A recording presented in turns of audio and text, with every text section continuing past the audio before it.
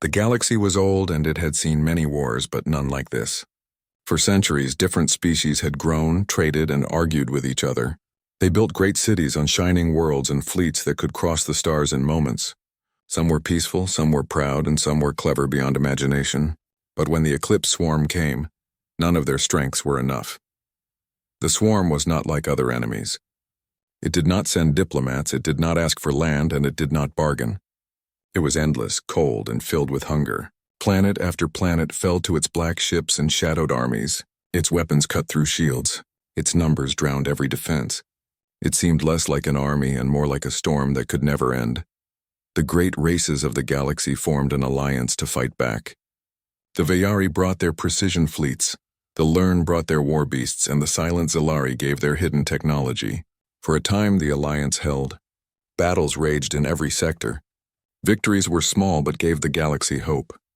Yet with every year, the Swarm adapted. Weapons that once worked became useless. Strategies that brought victory one season brought disaster the next. Soon, hope was fading. In the star system of Calris, the largest fleet in the Alliance had once stood. Thousands of ships formed a wall of fire against the Swarm. It was said no enemy could pass, but one dark day the wall broke. The Swarm fell upon the fleet like a wave of shadows. Ships that had stood proud for centuries were torn apart in hours. Calris burned, and the last true fleet was gone. Now in the hidden corners of the galaxy, survivors clung to each other. Whole civilizations had been wiped out, and only fragments remained. The Great Alliance had become a broken council, meeting in secret, hiding in the ruins of what was once proud. The council gathered on a sanctuary world called Lyros.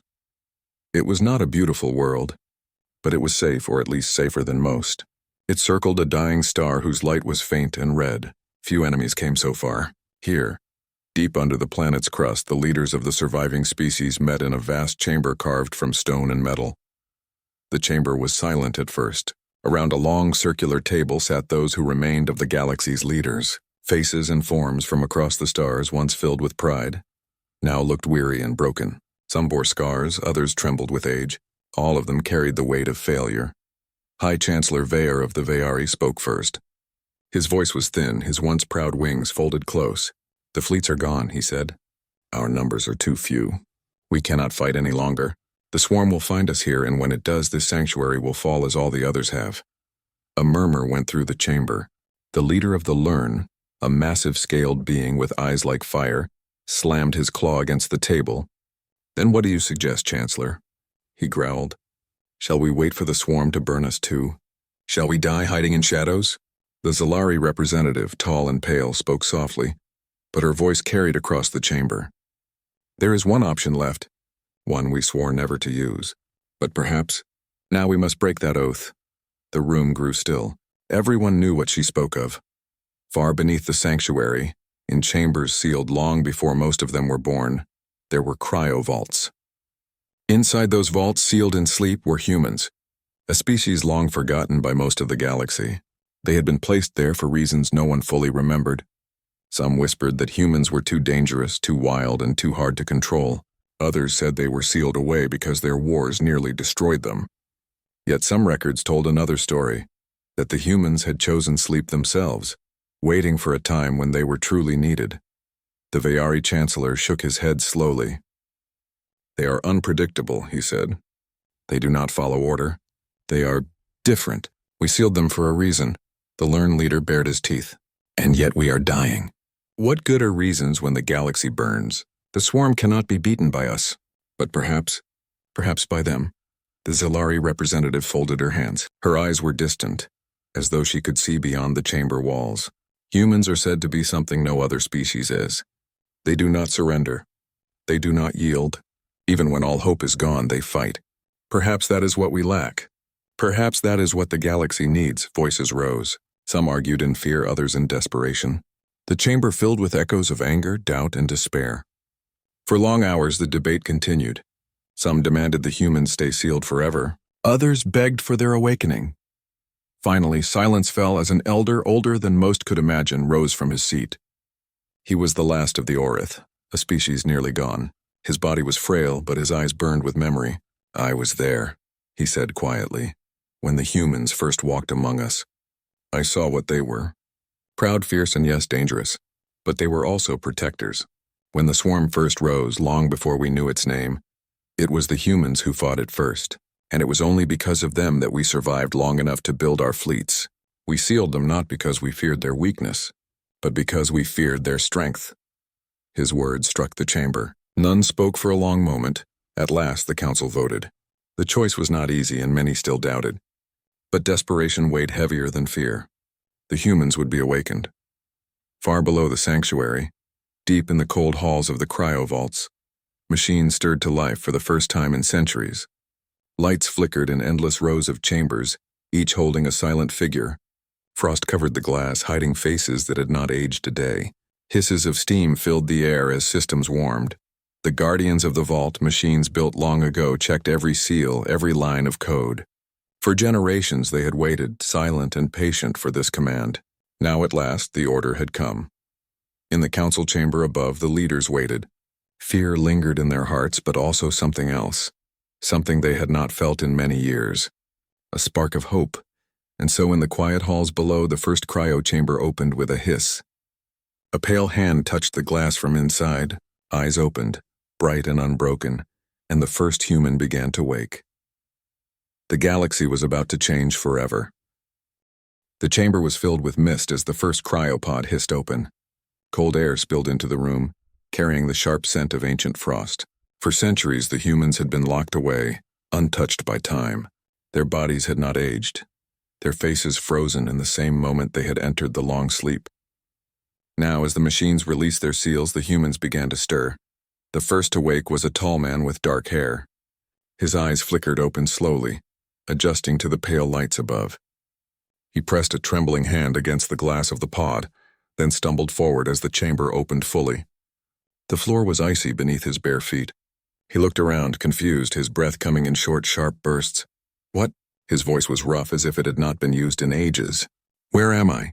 Alien attendants in silver robes stepped forward carefully.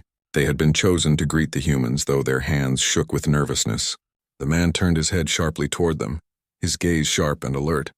Even half awake, there was a fire in his eyes that made the attendants hesitate. "You are safe," one of them said gently, though their voice wavered. "You are among allies. Please, do not be alarmed." The man frowned, his confusion deepening. "Allies? I don't know you." More pods began to open. One by one, men and women stepped out, blinking against the lights, coughing as they inhaled air for the first time in centuries. Some collapsed to their knees, their muscles weak, while others looked around with sharp focus, already aware something was wrong. Soon, dozens of humans filled the chamber. They spoke in quick voices, asking questions, demanding answers, their tone strong even in weakness. The aliens looked at each other nervously. None of them had expected such energy so quickly. At last, the council leaders entered the chamber. The Veyari chancellor stepped forward, his robes dragging across the floor. He spread his wings slightly, a gesture of respect. "Humans," he said, his voice formal, "we are honored to greet you. I am Chancellor Veyer of the Veyari, and with me are leaders of what remains of the Galactic Council.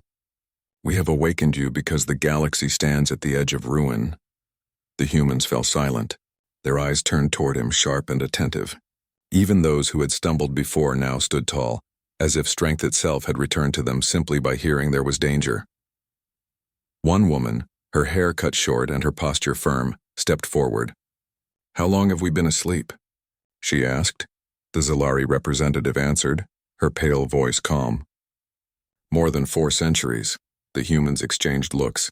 Some widened their eyes in shock, others clenched their fists. The first man to awaken closed his eyes briefly, as if mourning something lost beyond time. Then he opened them again, steady and unflinching. "Why did you wake us?" he asked firmly. The chamber was quiet. No leader wanted to speak first, but the learned commander finally stepped forward. His scales shimmered faintly in the dim light. "Because we are dying," he said without pride. "Because the swarm is consuming all that we are. Our fleets are gone. Our worlds are ash. We have no strength left. You are our last chance." The humans listened carefully. They did not interrupt, though their faces grew hard. The council explained everything. The rise of the eclipse swarm, the endless battles, the fall of the great fleets, and the slow destruction of the galaxy. They spoke of Calrus, of the broken alliance, of the sanctuary where they now stood. When the story was finished, silence filled the chamber. The aliens waited, afraid of what the humans would say. At last, the tall man spoke again. "You woke us. To fight." "Yes," said the Veyari Chancellor. "We had no choice. We know what you are, what you were. The records speak of your strength, your courage, your persistence. We beg you now to stand with us. Without you, we are finished." The humans exchanged glances. They did not look frightened. If anything, there was a strange light in their eyes. Some even smiled faintly, though it was not the smile of joy. It was the smile of those who welcomed a challenge. The woman who had spoken before stepped closer to the council. "We don't know your worlds. We don't know your fleets. But we know this: if there is an enemy, we fight it. If there is darkness, we will face it. We don't give up. That is who we are." The aliens felt something stir within them. For years, they had only felt fear, despair, and exhaustion. But now, in the humans' voices, there was something different, something fierce, unbreakable. The Orcs elder, who had argued for the awakening, smiled faintly. His frail hands gripped his staff, but his voice was steady. "Do you see, Council? Do you hear them? This is why we chose them. This is why we could not let them vanish into time. They are the spark we have lost." Still, doubts remained. The Veyari Chancellor hesitated. "You do not understand the swarm," he said. "It is not like any enemy you have faced. It cannot be reasoned with, it cannot be stopped. We fought for centuries and failed." The tall human turned his sharp gaze toward him. "Then you were fighting the wrong way." The words struck the chamber like a blade. The aliens shifted uncomfortably, yet the humans did not soften their tone. "We don't talk about survival," the woman added firmly. "We talk about victory. If you woke us, then give us weapons. Show us what you have left. Tell us what the enemy is, and then stand aside."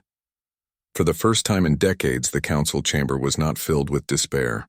It was filled with silence that carried a new weight, possibility. The humans were taken to living quarters, though they did not rest long.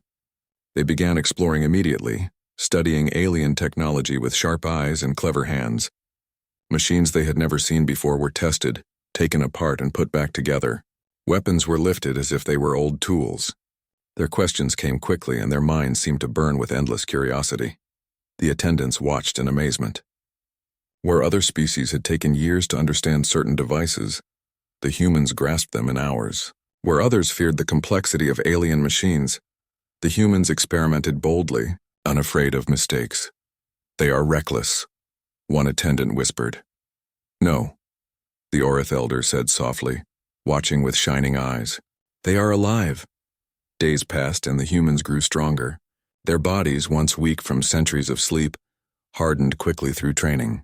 They sparred with each other in the training halls, their movements fast and fierce. Their laughter echoed against the walls, a sound the sanctuary had not heard in years. The aliens looked on, uncertain whether to be afraid or inspired. The humans seemed to thrive in struggle, to grow sharper under pressure. It was as if challenge itself gave them energy. Soon the council was summoned again. The humans stood before them, no longer weak, no longer uncertain. The tall man spoke for them all. "You woke us because you had no hope left," he said, "but we are not here to carry your despair. We are here to fight. Give us ships. Give us weapons. Show us the swarm, and we will show you how humans wage war." The leaders exchanged glances. For the first time in a very long time, their hearts felt lighter. Perhaps the galaxy was not lost after all. Far beyond the sanctuary, in the dark stretches of space, the eclipse swarm continued to spread. But something had changed. In a hidden chamber, the humans had awakened. And in their eyes, the fire of defiance had been lit once more. The galaxy's story was about to turn. The sanctuary world of Lyros had been quiet for centuries. Its underground halls had only known whispers of fear and endless council debates. But ever since the humans had awoken, everything felt different. Their voices filled the training grounds, their laughter echoed in the corridors, and their footsteps carried a rhythm of energy the galaxy had not heard in years. The council members often stood at a distance, watching the humans with a mixture of curiosity and unease. At first, they thought the humans would need weeks, maybe months, to adjust after centuries of sleep. But the opposite was true. In only a few days, the humans were already running, sparring, and studying. Their weakness faded quickly, as if their bodies were built to recover faster than any other species. The Veyari Chancellor admitted his surprise quietly one evening. "They should still be fragile," he murmured to the Orith elder. "And yet look at them. They move as if they were never asleep." The elder nodded slowly. His eyes followed the humans training below, their movements sharp and strong. "That is what they are," he whispered. "They are born to rise when others fall." The humans did not waste time. From dawn to dusk, they trained. They learned alien weapons, tested shields, and adapted to machines they had never seen before. Where other species needed long instructions, the humans experimented boldly. They pulled apart strange devices, studied their pieces, and rebuilt them in new ways. Mistakes did not discourage them if something failed. They simply tried again with greater determination. "They are reckless," one of the Zalari scientists complained, watching a group of humans take apart a plasma rifle without fear of breaking it. "Perhaps," the Orith elder replied softly. "But notice this, they are not afraid. Even failure gives them strength." Indeed, within days, the humans had already discovered ways to improve some of the alien designs. They combined pieces of old weapons with scavenged parts, creating tools that were strange but effective. They even modified broken ships in the hangars using creativity that shocked the engineers. To the aliens, this was both fascinating and unsettling. They had spent centuries trying to perfect their machines with caution and logic, but the humans brought something different: imagination and daring. It was not just their minds that impressed the Council. The humans' way of fighting was unlike anything the galaxy had seen. In the training halls, they sparred with one another using both weapons and bare hands. They moved fast, sometimes clumsy, sometimes graceful, but always with fierce energy. They shouted encouragements, laughed even when they fell, and stood up every time without hesitation. The learned commander watched with folded arms, his scaled eyes narrowing. "They fight with no fear," he said. "No hesitation. Even when they lose, they do not stop." The Zalari representative tilted her head. "They are not like us. When we face loss, we retreat. When they face loss, they grow stronger." This spirit spread beyond the training halls. The humans carried themselves with confidence in every step. They asked bold questions in council meetings, challenged strategies that had long been accepted, and even offered their own plans. Some leaders felt insulted at first, but soon they realized the humans' words carried weight. They saw possibilities others had missed. The true test came sooner than expected. A scout ship brought grim news. A small fleet of the swarm had been detected near the sanctuary's sector. It was not large, only a fraction of the swarm's strength, but it was enough to threaten outlying systems. The council panicked. Their fleets were broken, their warriors too few. Many demanded they hide, as they always had. But the humans refused. "This is our chance," the tall human, who now called himself Captain Darius, declared. "You say they cannot be beaten, but we will prove otherwise. Give us a ship, even a broken one, and we will show you how humans fight." The council argued fiercely. To send the humans so soon seemed reckless, but in the end, Desperation won again. They gave the humans one damaged cruiser, a vessel called the Dawn's Spear. Its engines were weak, its weapons barely functional, and its hull scarred from old battles. To most, it was a useless relic, but to the humans it was enough. For days, the humans worked tirelessly in the hangars. They stripped pieces from abandoned ships, rewired old systems, and modified weapons with daring creativity. Alien engineers watched in disbelief as the humans turned a wreck into something alive again. They patched the hull with salvaged armor, redirected power through strange pathways, and even installed traps into the ship's structure. "It should not work," one Veyari engineer whispered, shaking his head. "And yet, it does." The humans did not aim for perfection. They aimed for survival, and beyond that, for victory. When the Dawn Spear finally left the hangar, it was far from beautiful. Its surface was uneven, its weapons mismatched, and its systems unstable. But inside, the humans walked proudly. To them, the ship was not broken, it was ready. The swarm fleet came sooner than expected. A dozen black ships appeared on the edge of the system, their dark shapes like shadows moving through the void. Their weapons glowed faintly, ready to strike. The council prepared to evacuate, already fearing the worst. But the humans launched the Dawn Spear straight into battle. The aliens watched in awe and fear. "It's suicide," one whispered. "They will be destroyed in moments." But the humans had a plan. Instead of charging directly, they flew the ship into a nearby asteroid field. The swarm followed, confident in their numbers. But the humans used the rocks as cover, weaving through narrow gaps, luring the enemy closer. Their modified weapons fired at unexpected angles, striking weak points. Traps planted in the asteroids detonated, creating explosions that scattered the swarm's formation. The council chamber shook with gasps as they watched the battle unfold. The humans were not stronger. They were not faster. But they were clever. They fought like no one else, turning the battlefield itself into their weapon. One by one, the swarm ships fell. The Dawn Spear, though damaged and battered, remained standing. At last, the final enemy ship exploded in a brilliant fire, its pieces vanishing into the void. Silence filled the council chamber. No one could believe what they had just seen. The swarm had been defeated, not by numbers, not by power, but by strategy and daring. The humans returned, their ship scarred but alive. They walked into the council hall with pride, their heads high. Captain Darius stood before the leaders and spoke calmly. "You see now, the swarm can be beaten. You only needed the will to fight." For the first time in decades, the galaxy felt hope. The whispers spread quickly through the sanctuary, then across hidden channels to distant allies. The swarm was not unstoppable. The humans had proven it. The Zalari representative looked at the Orith elder with wonder. "Perhaps we have awakened more than just warriors," she said softly. "Perhaps we have awakened victory itself." The elder smiled faintly, his eyes shining. "No," he said. "We have awakened humanity." And so the humans stood ready for the battles ahead. The galaxy was still burning. The swarm was still vast, but now, for the first time in generations, the flame of resistance burned bright again. The humans were different. They were warriors who laughed at fear, who turned defeat into strength, and who made even broken ships into weapons of victory. They were a different kind of warrior.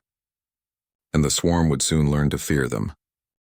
The victory of the humans in their first battle spread like wildfire. In the hidden corners of the galaxy, survivors whispered of a species that had awakened from sleep and dared to challenge the swarm. Where despair had ruled, curiosity and hope began to take root. Entire species that had once withdrawn from the conflict found new courage in the humans' example. Captain Darius and his team of humans did not wait for applause. They returned to Lyros and immediately began preparing for the larger war ahead. They inspected the Dawn Spear, repaired the damages from the last engagement, and brainstormed improvements. Every part of the ship, every weapon, every system became a test of ingenuity. The humans worked tirelessly, sharing plans and strategies, challenging the aliens to think differently, to act boldly. The alien leaders watched in awe. Many had spent centuries studying war as a formula of strength, numbers, and logic. Yet the humans showed them something entirely new: adaptability. Where the swarm relied on repetition and overwhelming numbers, the humans adapted quickly, turning disadvantage into opportunity. The next weeks were a whirlwind of activity. Humans trained in zero-gravity chambers, mastering alien weaponry and starship controls. They organized small strike teams to test strategies, each mission more daring than the last. Their tactics were not only unconventional, they were unpredictable. One moment a team would attack head-on, the next, they would disappear into the void only to reappear behind the enemy. They learned quickly from failures, laughing when mistakes happened, and celebrating every small success with loud cheer. The council saw their first transformation. The alien fleets and soldiers who had been on the brink of giving up began to regain confidence. Watching humans take initiative, challenge assumptions, and innovate inspired even the most cautious generals. Where there had been hesitation, there was now determination. The swarm had dominated the galaxy because their enemies feared them. Now fear was being replaced by action. The swarm, too, seemed to sense a change. Scouts reported that the enemy had become more cautious, avoiding sectors where humans had been active. The council debated this observation, puzzled. Could a single species, barely awakened, truly influence the swarm's behavior? Captain Darius smiled whenever the topic arose. "Not barely awakened," he said. "We're awake and we're coming for them." It was the Orith elder who reminded the council of an important truth. "Humans do not merely react," he said. "They create opportunities. They see what others cannot, and they push boundaries. The galaxy may not yet realize it, but their presence is already turning the tide." The next major test came when intelligence reports confirmed that a swarm force was moving to attack a nearby inhabited system. It was a critical point in the galaxy, one of the last safe havens for several minor species. If the swarm succeeded, thousands would die and morale would plummet. The Council wanted to wait to prepare defenses and retreat if necessary. But the humans had a different plan. Captain Darius proposed a daring counterattack. A small fleet would intercept the swarm and lure them into a trap, while the remaining forces would strike from unexpected angles. The plan was risky. Many leaders hesitated, unwilling to gamble so much on untested strategies. But the humans were insistent. "We don't fight safe battles," Darius explained. "We fight smart battles. This is how wars are won, by thinking, not just by counting numbers." Reluctantly, the Council agreed. Human-led fleets prepared for departure. Ships of all sizes, repaired and modified by humans, joined the ranks. Soldiers of various species trained under human instruction, learning tactics that combined speed, ingenuity, and improvisation. The swarm would find no simple line of attack here. This was no ordinary defense. The human fleet set out, traveling through asteroid belts, weaving through nebulas and taking routes that alien leaders would have considered too dangerous. But the humans thrived in danger. They used obstacles to their advantage, hiding in plain sight, setting traps that exploited the swarm's predictable behavior. When the first battle began, it was chaos. Swarm ships attacked with precision, expecting the humans to react like others had. But the humans did not react. They anticipated. Ships split into small units, creating illusions of weakness while actually surrounding the enemy. Mines hidden in asteroid belts detonated at the perfect moment, destroying multiple swarm vessels simultaneously. The alien leaders watched in disbelief. Entire strategies they had thought unshakable were being turned upside down. Ships that would have been lost were now saved, and enemy forces that should have overwhelmed them were being dismantled piece by piece. Even more remarkable was the humans' ability to inspire their allies. Soldiers from other species began to follow human commands without hesitation. They learned quickly from human improvisation, adopting tactics they would never have dared to try before. Morale surged as the combined fleet gained small victories. After several hours of battle, the humans executed the final part of their plan. Using a decoy fleet, they lured the main swarm force into a narrow canyon of asteroids. Traps and ambush points lined the path. As the swarm pursued, their ships were struck from multiple angles: projectiles, energy blasts, and explosive traps, each carefully timed by human command. The swarm panicked, an unusual occurrence for the relentless enemy. Ships collided, formations broke, and the human-led fleet pressed forward, exploiting every weakness. The battle ended with a decisive victory. Not all enemy ships were destroyed, but enough were eliminated to ensure the safety of the system and to send a powerful message. The swarm could be challenged. The Council erupted in celebration, but the humans remained focused. For them, victory was only a step. There would always be another battle, another enemy, another test of skill and courage. Back on Lyros, the Council convened to analyze the results. Leaders who had once doubted humanity's value now spoke in awe. "They do not merely fight," one Veyari general said. "They think. They adapt. They turn every disadvantage into strength." The Zalari representative added, "And they inspire. Our forces, long broken and hopeless, follow them willingly. That is something no one else could do." The Orth elder, his eyes still bright with admiration, nodded. "Humans are not the same as other species. They are a different kind of force, one that cannot be measured in numbers or weapons. They change the very nature of war itself." Captain Darius stood quietly at the back, observing the discussion. He knew the swarm would soon retaliate in greater force. They were not done yet, and the humans would need to adapt even further. But for the first time, he allowed himself a small smile. The tide of the war was changing. Where there had been despair, there was now hope. Where there had been fear, there was courage. And at the center of it all were the humans, fierce, clever, and unstoppable in spirit. The galaxy would never be the same again. For the first time in generations, the leaders dared to imagine a future in which the swarm could be defeated. And in that future, the humans would lead the way. The galaxy had changed, but the war was far from over. Word of human victories had spread across countless star systems, sparking hope in some and fear in the swarm. Every alien fleet that had once given up found new courage under the humans' leadership. Entire species, long thought broken, began to rise again, rebuilding fleets and training soldiers with renewed determination. Yet even as hope returned, the swarm's threat remained immense. Their main force, more powerful than anything the galaxy had seen, was moving steadily toward Lyros. Scouts reported an enormous armada, dark as a shadow and bristling with weapons of destruction. Every system in the path of this fleet risked annihilation. The council gathered urgently. Chancellor Veyer of the Veyeri spoke first. "We cannot withstand their full strength. Even with the humans' help, if they attack directly, we will be crushed. We must choose our strategy carefully." Captain Darius stepped forward, his expression calm but firm. "Direct defense will fail.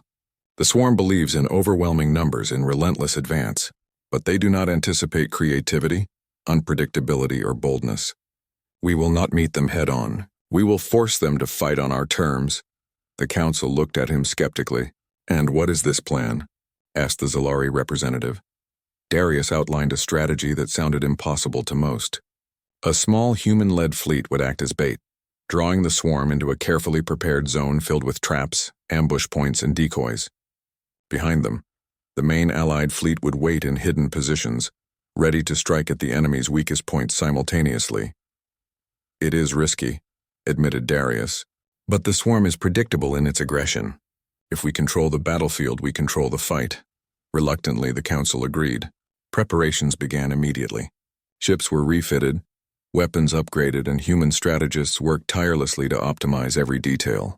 Soldiers trained for weeks, learning to move, communicate, and fight in ways they had never imagined. Even the alien species, long cautious and conservative, embraced the humans' methods. The day of battle arrived. The space around Lyros darkened with the swarm's approaching fleet. Shadows stretched across the void, their immense shapes casting an eerie presence over every system. For a moment, silence filled the council chamber and the fleets above the planet. Captain Darius addressed his team, his voice calm but filled with determination. "This is what we have trained for. Stay focused. Move together. Trust your instincts and each other. Remember, we fight not just for survival, but for the future of every species in the galaxy." Today we make our stand. The human-led fleet moved forward. They were smaller in number, their ships patched and modified, but they moved with precision, weaving through asteroid fields and narrow channels.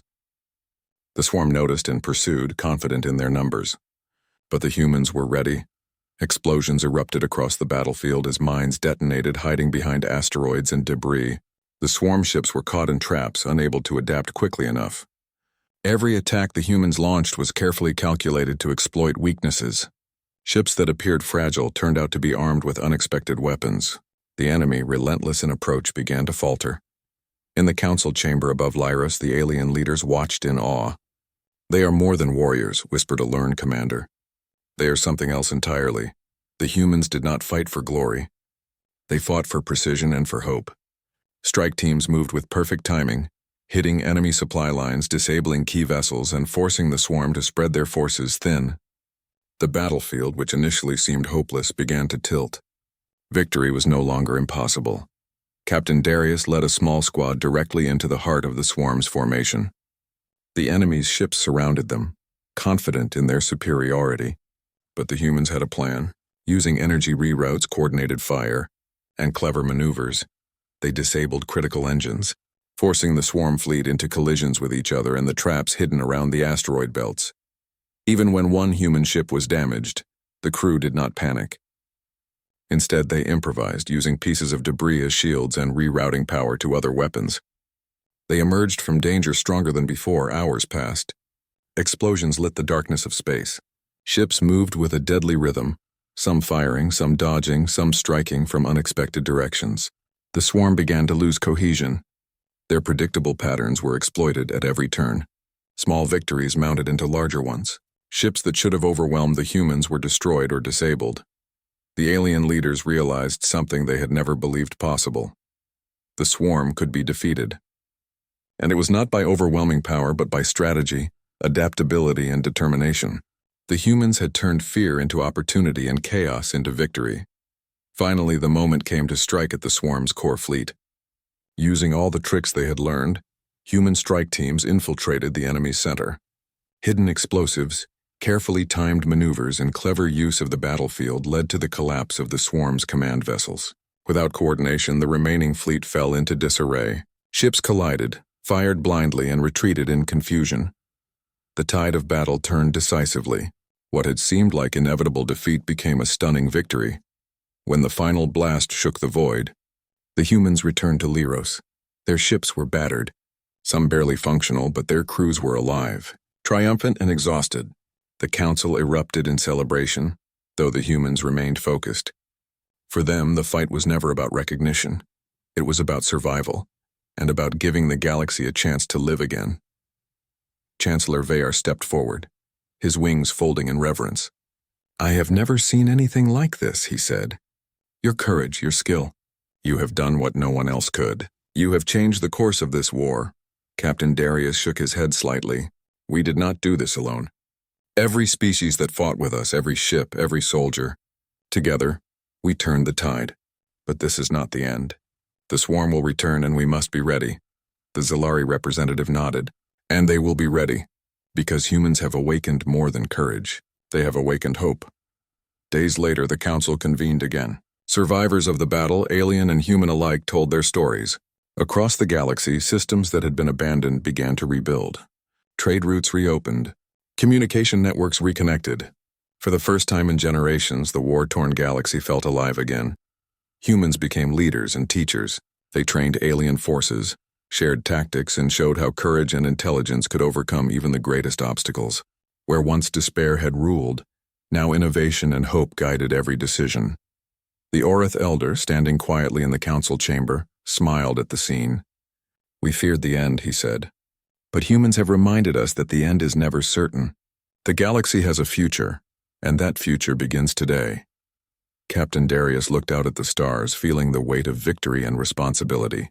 He knew that challenges would come again, but he also knew that humanity had awakened not just to fight, but to lead, to inspire, and to protect. The flame of hope had been lit, and it would not be extinguished.